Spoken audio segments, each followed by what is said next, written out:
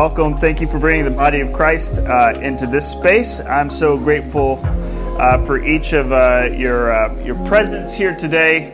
And as I say each Sunday, and I'll talk about some more, I hope that this space is meaningful to you and that you are grateful that you did all the things that you needed to do to get here this morning. And so I'm really glad that you are here. So this is our third week. We've been doing a series. If you haven't been here in the last couple weeks, and you can find every sermon on the podcast to kind of see what we are talking about. And each week, a member of our leadership team is sharing ways in which they are reflecting on 5 ways that we contribute to the body of Christ by our prayers, our presence, our gifts, our witness, and service. And those are big, large words, and we're kind of talking about what they mean to us in this moment. Today we're going to be talking about what it means to contribute to the body of Christ with our gifts. And when you join Storied Church, when you stand up here, we ask you this long question. And part of that question is, will you contribute to the body of Christ by your gifts? And we express that through our time, our finances, our strengths, our wisdom, and our creativity so that we can do all the good we can. Today, I want to talk specifically about finances. Yay! Sometimes people ask me, like, what are you going to preach about tomorrow or on Sunday? And finances. Oh, cool. I won't come that Sunday. That's great. So I almost I don't want to put it out too much to us because I don't want to go that Sunday. So just go ahead and take out your wallets. How much money? You got cash, credit card? We take credit card. But today I want to talk about finances in a different kind of way, I hope. Because here's the thing about finances. It's all a part of our lives, each of us. Money is an everyday thing for us. And so I want to talk about it in a new way, as a church. When we talk about how we spend our money and our budgets, particularly when it comes to church, if I ask people to be on the leadership team, one of the things that most people don't want to do is work with the money. I don't want anything to do with the money, budgets, and even the eyes kind of glaze over anytime we talk about numbers, because we find ourselves in this place of that's boring, administrative. It's not the exciting thing that comes with being a part of a church. Or our families. We like going on vacations, but then talking about the numbers to those vacations is not the exciting part. And a lot of times what might happen, and we might live our lives this way, is we just have our fingers crossed. And maybe even as a church that we look at our finances and close our eyes, fingers crossed. Oh, good, they're good numbers, okay. Or we look at our bank account and good, it's not red, okay, that's great. And that we're kind of living our life like that. But I want to take a different angle and talk about some intentionality when it comes to approaching our finances, our budgets, and even talking about how those things are so interconnected with our value. I want to talk about how money tells a story. If you were to die today, that would be sad.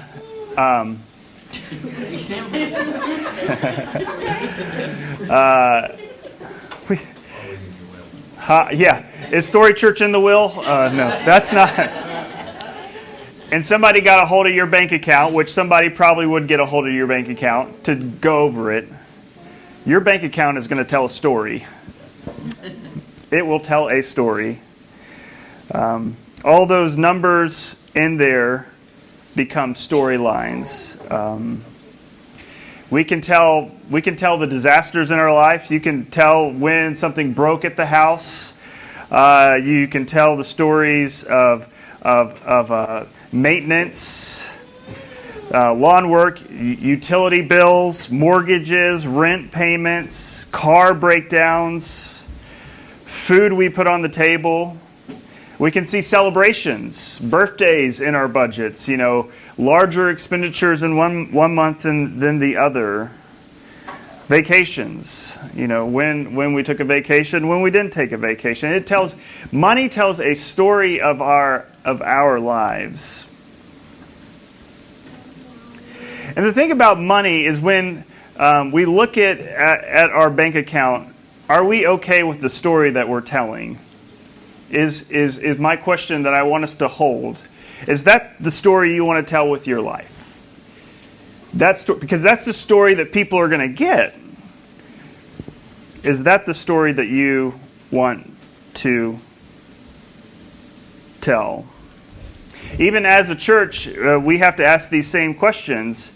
And any organization that I'm on a board to, I love bringing these questions because I get really excited about the numbers because I always want to connect them back to what is your mission, what is your vision as an organization, what kind of story are you trying to tell, and what kind of story are those numbers telling. Like my eyes don't glaze over. Instead, I'm like, what is the story?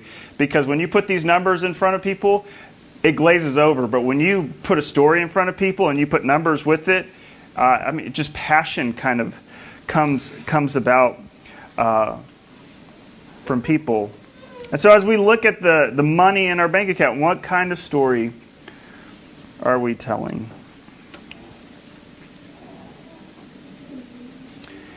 I don't know how you feel about the word budget or how your family operates. So what kind of story you're telling? You go back to your bank account. But budget, I don't know if that's a word that kind of makes you stressed out right now. It puts your heart rate increases. Every month, probably every month since Key and I have been married, we probably can look at every single dollar that we ever spent in our marriage, which I don't know if is crazy to you or weird or whatever. But and every month, like we take every number that's in our life and we put it to a budget. A budget is you're asking the question, what kind of story do I want to tell? What kind of story do I want to tell with my life, and how do I make that story realized? And I think a lot of times we think of budgets my bank account says what has happened to me, and my budget says this is what I want to happen. The budget is intentionality. This is the story that I want to tell with my life.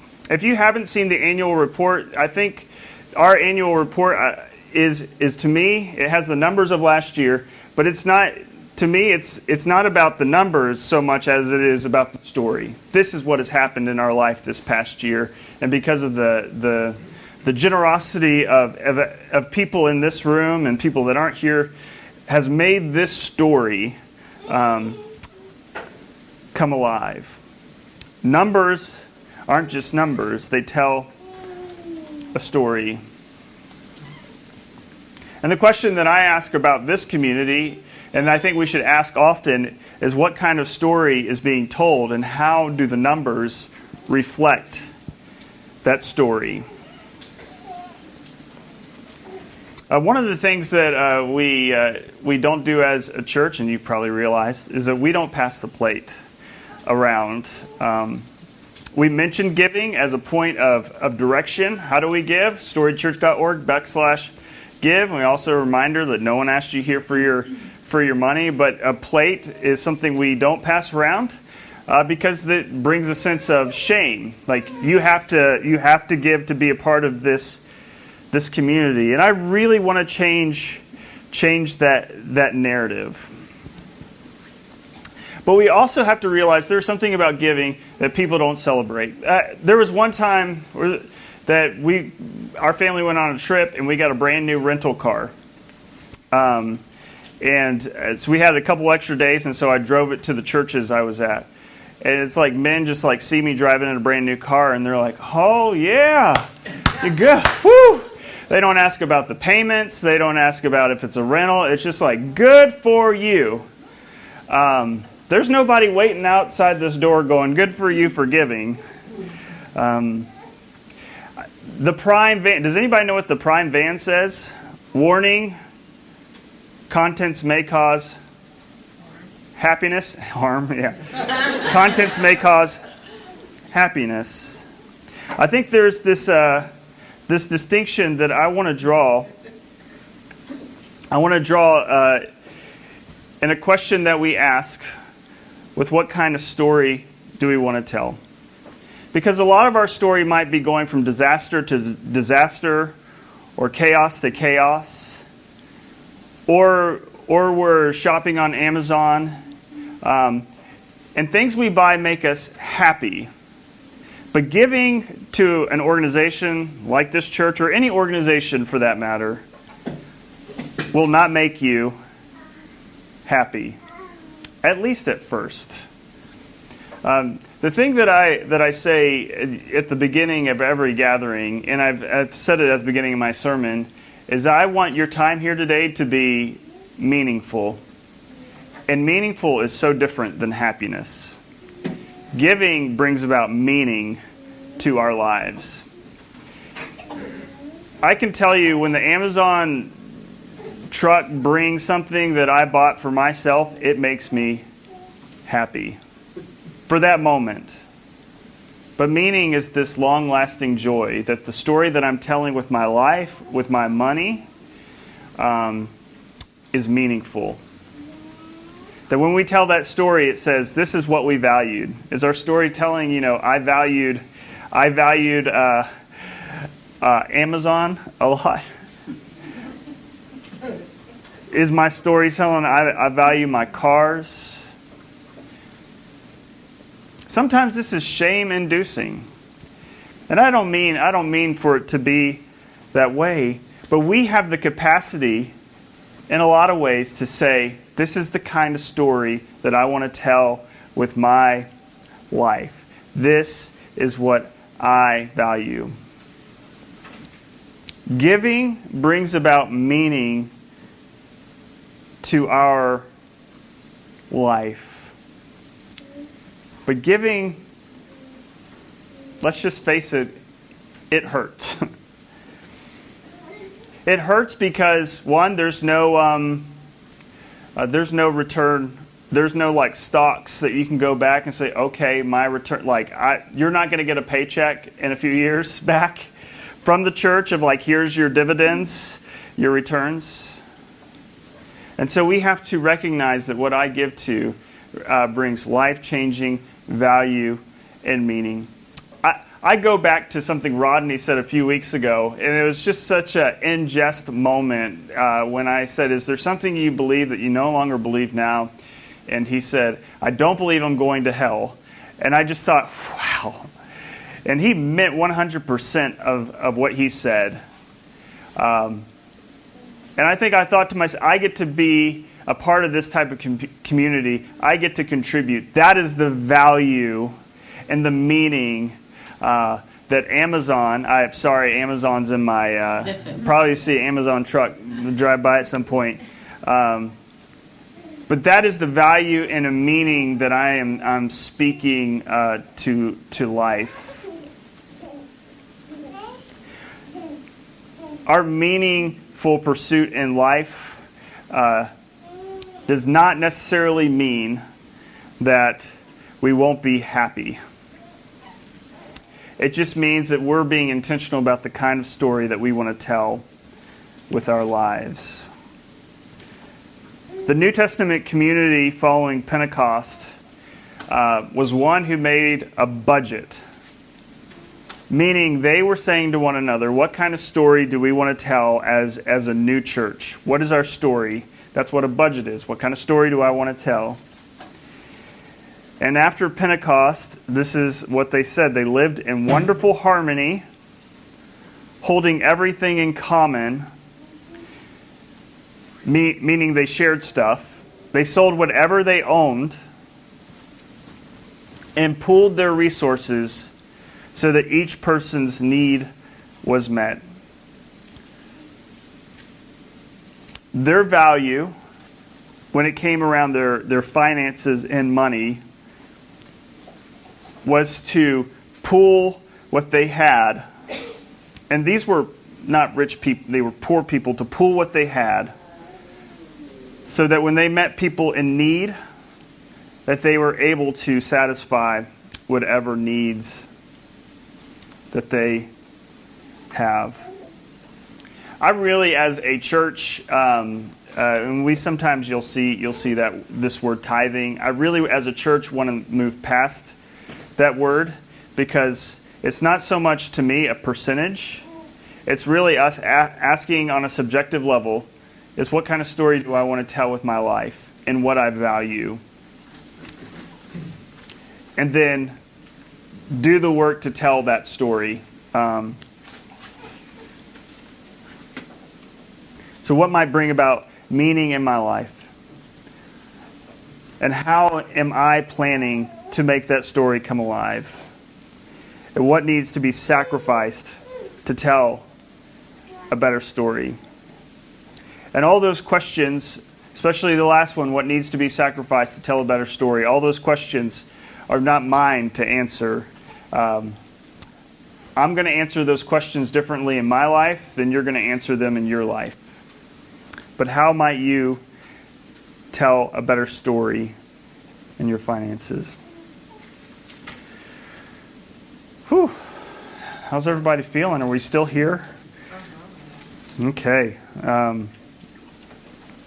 Well, I want to invite Gaddy to talk about how he is telling his story. I don't know where Gaddy is. Our drummer, Gaddy, by the way, some facts about Gaddy. One, he's a cajon player in Praxis, and he did amazing today. Yep. One song.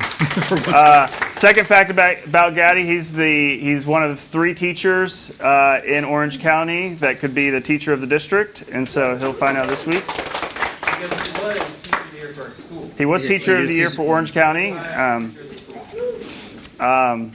And another fact is Gaddy has been a part of this community ever since the beginning, and has been carved out money in his life to support this community. And it's just like, it's not just Gaddy that has got us this far through a pandemic.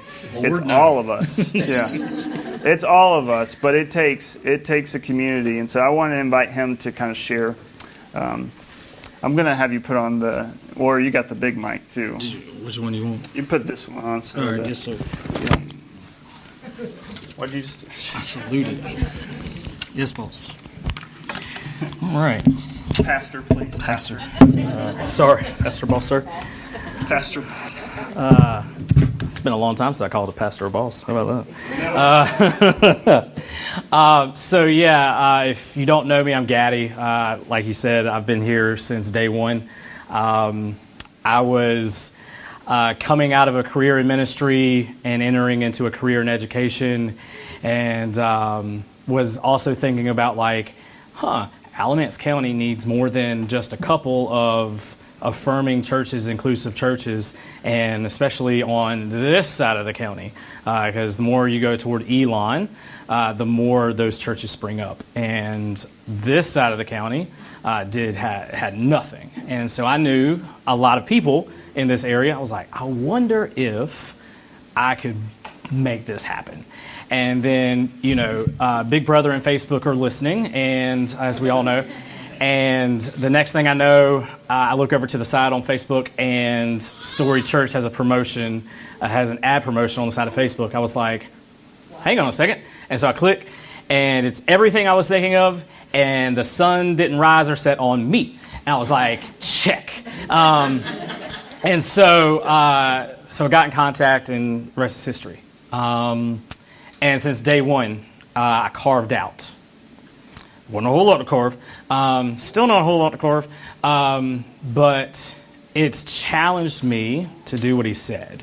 To carve, to plan, to look at the fine details of my life. When I was in ministry, I was great at a lot of things, and one of the things I was not good at was the giving piece. Because I didn't know, even though I was behind the scenes, behind the curtain, and knew all of the budget line items and things like that, there were a lot of things I disagreed with. We were giving to all these different organizations, just throwing money at them and not knowing what happened after that. Yeah, we got updates, but still, like, there was no blood in the game, sweat in the game. There were no boots on the ground where we knew where it was at. And it just didn't settle well with me, where we were giving money for it to go all over the nation world, but here in our community, we weren't doing a whole lot other than twice a year helping, building and doing community work and randomly giving to different other things.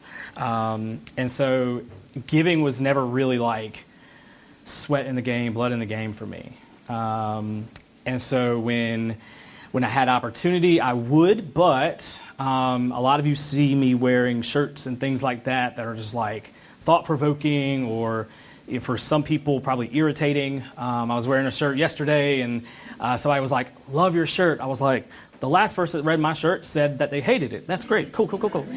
And I told that person, we all have an opinions. Just so happens my opinion's right. And they didn't like that either. Good thing I knew that person. But but all the shirts that I wear, like, I buy them and my wife complains. I was like, well, you have your own things. Don't talk to me.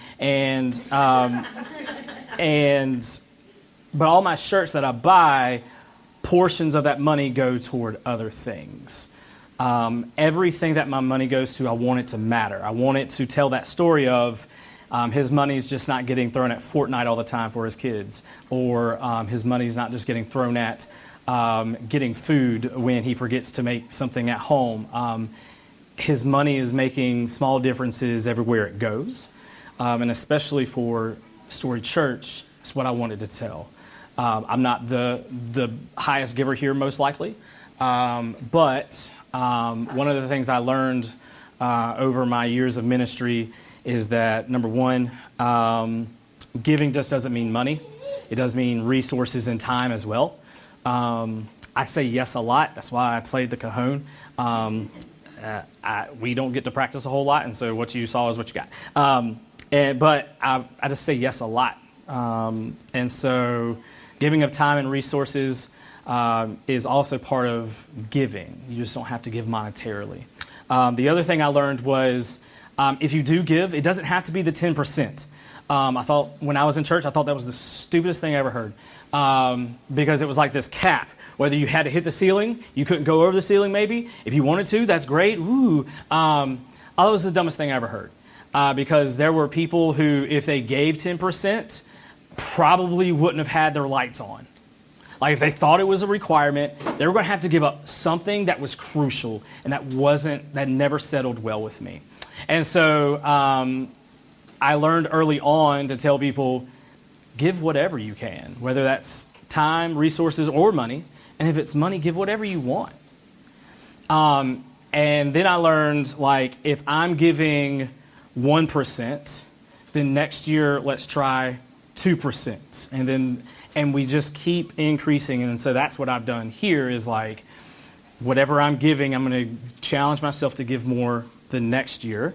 And so once I figure out the new password for Breeze, and I guess update my debit card information if that's what I put in there, I'm going to increase that. And so I'll have to tell the kids, yeah, you're going to have to do the chores around the house, or you're going to have to do something for your grandparents when you go there, and Grandpa will, Poppy will give you some cash for doing chores at their house, right?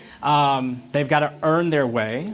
Right, but we also sit down with them and help them budget that out. And we're not the best at budgets, but they budget that out too. And soon, if they feel so inclined, they are more than welcome to give here. But for me, the giving here is crucial, because I had a student ask me why I decided to teach. And I told them, number one, I just care about people. I was like, yeah, I like math. I don't love it. Nobody loves math. If somebody loves math, and they've lost their mind. But I like math, but I love people. And I want to see them succeed and thrive and grow. And that's why I'm in education. I'm also in education because I have 2 boys that are coming up. And I want to leave it better than I found it, and I want them to come into it better than when I started so that they can experience something better than what I started with. And that's what I'm doing here. My boys are coming up, and I want each Sunday to be better than the last for them. And I want them to see a church that is better philosophically, how they handle financially, what they do out in the community. I want them to see a church that is better because of what the people have decided to do financially, resourcefully, and with their time. So that's my why, the story behind why I give.